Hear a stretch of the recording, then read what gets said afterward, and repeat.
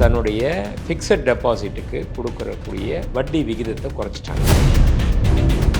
இந்த மார்கழி மாதத்துலேயே 2 வாரம் போயிடுச்சு அப்படின்னாலே கிறிஸ்மஸ், நியூ இயர் இப்போ விலை ஏற ஆரம்பிச்சிடும். இன்டர்நேஷ்னல் மார்க்கெட்டில் பேங்க் எல்லாமே லீவு, அப்போ வர்த்தகம் இருக்காது. அந்த இடத்துல ஒரு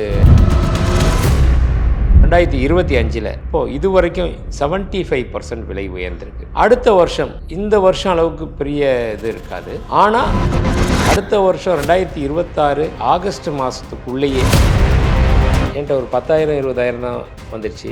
1000 2000 வந்துச்சுனாலும் இன்வெஸ்ட் பண்ணலாம். அன்றாடம் சம்பாதிக்கிறாங்க, ஈஸியாக பண்ணலாம். அதுக்கு தான் டிஜி கோல்டு ஆப்னு சொல்லியிருக்கு. 2025 டிசம்பருக்குள்ளேயே 1 லட்சத்தை தொடும் அப்படின்னு சொல்லி 2026 தொடக்கத்தில் அந்த நகைச்சீட்டுக்கு அது ஒரு வரப்பிரசாதம். அது மற்ற எந்த பொருளுக்குமே இல்லாத ஒரு விஷயம். அந்த ரெண்டுமே ஒரே டைமில் வரவும் தங்கத்தினுடைய விலை உயர்ந்து வரலாறு காணாத அளவுக்கு இன்றைக்கி பார்த்தீங்கன்னா ஒரு கிராம் ஒன்று 12,515 ரூபாய், ஒரு சவரன் ஒன்று 1,120 ரூபா அப்படின்ற அளவுக்கு விலை உயர்ந்து. தங்கத்தோட வியாபாரியா இது ஓகே, ஆனா இங்க கூடிய சாமானியர்களுக்கு இது சாத்தியமாகுமா ஆகுமா அப்படின்னு கேட்கறது கரெக்டு தான்.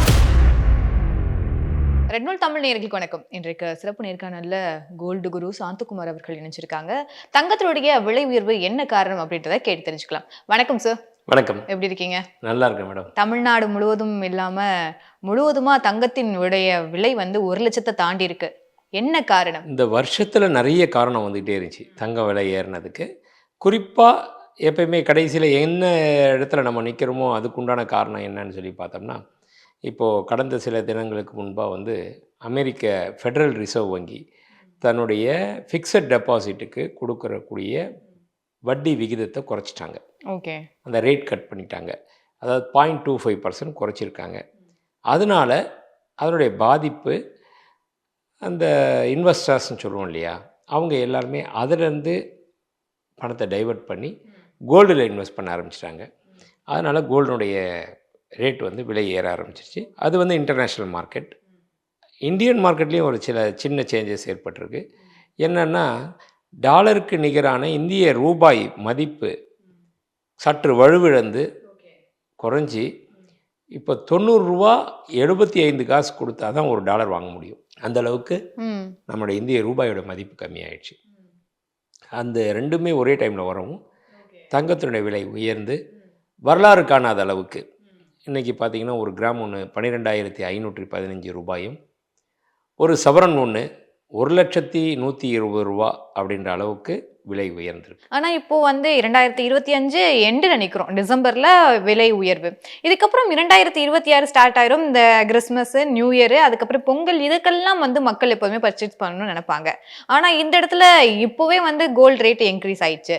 ஸோ ஜனவரி இல்லை 2026 என்னவா இருக்கும் அப்போ கோல்டு ரேட்? கண்டிப்பாக தங்கத்தினுடைய ரேட் இன்னும் கொஞ்சம் கொஞ்சமாக சிறிதாக உயர்ந்துக்கிட்டு தான் இருக்கும். ஏன்னா தங்கத்தின் தேவைகள் இருக்குது. இப்போ சொல்லப்போனால் இது மார்கழி மாதம்னு சொல்லுவோம் நம்மளை பொறுத்த வரைக்கும். எப்பயுமே ஆடி மாதம் மார்கழி மாதம் வந்துச்சுன்னா தங்கம் விலை ஏறாது, எல்லா பொருளோடைய விலையும் குறையும் அப்படின்வாங்க. அதெல்லாம் ஒரு 30-40 வருஷத்துக்கு முன்னாடி இருந்த ட்ரெண்டு. இப்போலாம் இன்டர்நேஷ்னல் மார்க்கெட் அந்த மார்கழி மாதத்துலேயே 2 வாரம் போயிடுச்சு அப்படின்னாலே அந்த கிறிஸ்மஸ்க்கு அப்புறமே இப்போ கடந்த ஒரு 5-6 வருடங்களாக நீங்கள் எடுத்து பார்த்தீங்கன்னா அதனுடைய ஹிஸ்ட்ரியை எடுத்து பார்த்தீங்கன்னு வைங்களேன், தங்கத்தினுடைய விலை கிறிஸ்மஸ், நியூ இயர் இப்போ விலை ஏற ஆரம்பிச்சிடும். இன்டர்நேஷ்னல் மார்க்கெட்டில் பேங்க் எல்லாமே லீவு, அப்போ வர்த்தகம் இருக்காது. அந்த இடத்துல ஒரு பபுள் உருவாகும். அந்த நேரத்தில் கோல்டோடைய ரேட்டு விலை உயரும். அதனால் அந்த விலை ஏற்றத்தை கூட நாம் இப்போ எதிர்பார்த்துக்கிட்டு இருக்கோம். விலை ஏற்றத்தை நீங்கள் எதிர்பார்த்துக்கிட்டு இருக்கீங்கன்னு சொல்கிறீங்க. ஒரு தங்கத்தோட வியாபாரியா இது ஓகே, ஆனால் இங்கே கூடிய சாமானியர்களுக்கு இது சாத்தியமாகுமா அப்படின்னு கேட்குறது கரெக்டு தான். ஆனால் இது நம்ம கையில் இல்லையே. யாரும் நினச்சி கூட தடுக்க முடியாது, குறைக்க முடியாது. லோக்கல் மார்க்கெட்டில் ஆகட்டும், தமிழ்நாடு மார்க்கெட் ஆகட்டும், இல்லை இந்திய மார்க்கெட் ஆகட்டும், தங்கத்தை குறைச்சி வைக்கலான்னாலும் செய்ய முடியாது. ஏன்னா என்றைக்கு இது குளோபலைசேஷன் ஆகிடுச்சோ, என்றைக்கு வேர்ல்டு லெவலில் அங்கே ஒரு ட்ராய் அவுன்ஸு எவ்வளோ போகுது, அதனுடைய தாக்கம். டொனால்ட் ட்ரம்ப் பதவி ஏற்றார், அவர் ஸ்டேட்மெண்ட் விட்டார். ஸ்டேட்மெண்ட் விட்ட உடனே பார்த்திங்கன்னா கிடுகிடுன்னு விலை குறையுது, அதுக்கப்புறம் கிடுகிடுன்னு விலை, இந்த மாதிரி பல்வேறு தாக்கங்கள் இருக்குது. யூகவன் யுகம்னு சொல்லுவாங்க, ஆன்லைன் ட்ரேடு. அதெல்லாம் வந்ததுக்கப்புறம் தங்கத்தை வந்து கட்டுப்படுத்தவே முடியாது. இதெல்லாம் வந்து நாம் நினச்சி பயந்துக்கிட்டே இருக்கிறத விட, நாம் புத்திசாலித்தனமா அதை இன்வெஸ்ட் பண்ணி, அதுலேருந்து எப்படி பாதுகாப்பாக இருக்கணும், நம்மளுடைய முதலீடை எப்படி வலுப்பெற வைக்கணும், நமக்கு சிறுக சிறுக எப்படி சேமிக்கணும், அப்படின்ற நினச்சி தான் நம்ம போயிட்டுருக்கோம். Okay sir. இப்போ நீங்க சொல்லும்போது, அதில எப்படி இன்வெஸ்ட் பண்ணணும், அதுக்கப்புறம் எப்படி வந்து அத வந்து விலையா மாற்றணும்னு சொல்ல வரீங்க.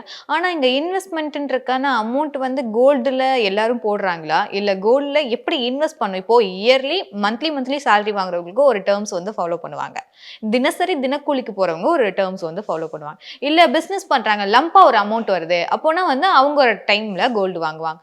ஆனா, இப்போ மந்த்லி ஒர்க்குக்கு போறவங்க, இல்ல தினசரி இருக்கக்கூடிய கூலி வாங்கக்கூடியவர்கள் என்ன மாரி டெர்ம்ஸ் எல்லாம் யூஸ் பண்ணி இந்த கோல்ட வாங்கிக்கலாம்? இல்ல. அதுக்கு தான் நகைச்சீட்டுன்னு ஒண்ணு இருக்கு இல்லையா? ம். அந்த நகைச்சீட்டுக்கு அது வந்து ஒரு வரப்பிரசாதம். மக்கள பொறுத்தவரைக்கும், சாமானிய மக்கள பொறுத்தவரைக்கும் அது ஒரு வரப்பிரசாதம்.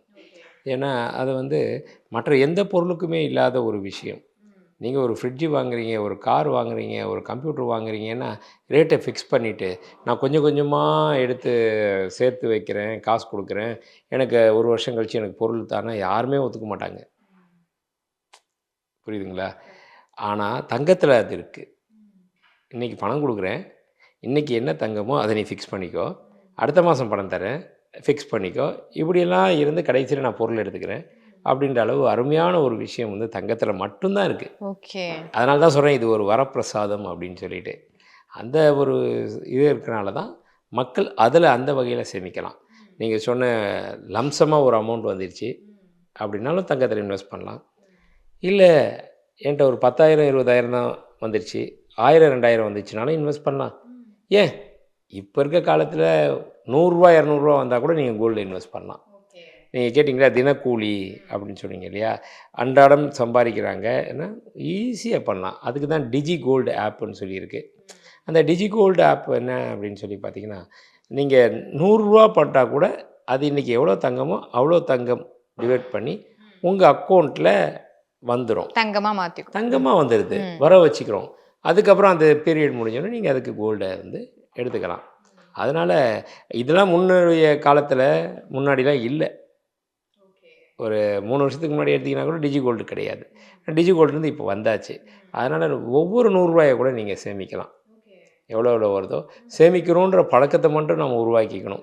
உருவாக்கியாச்சுன்னா கண்டிப்பா எல்லாத்துலயுமே சிறு துளி பெருவெள்ளம் தானே! நீங்க ஒரு பக்கெட்ல கிணத்துல தண்ணி மோண்டு ஒரு பக்கெட்ல எடுத்து வைக்கிறதும் ஒண்ணு தான்.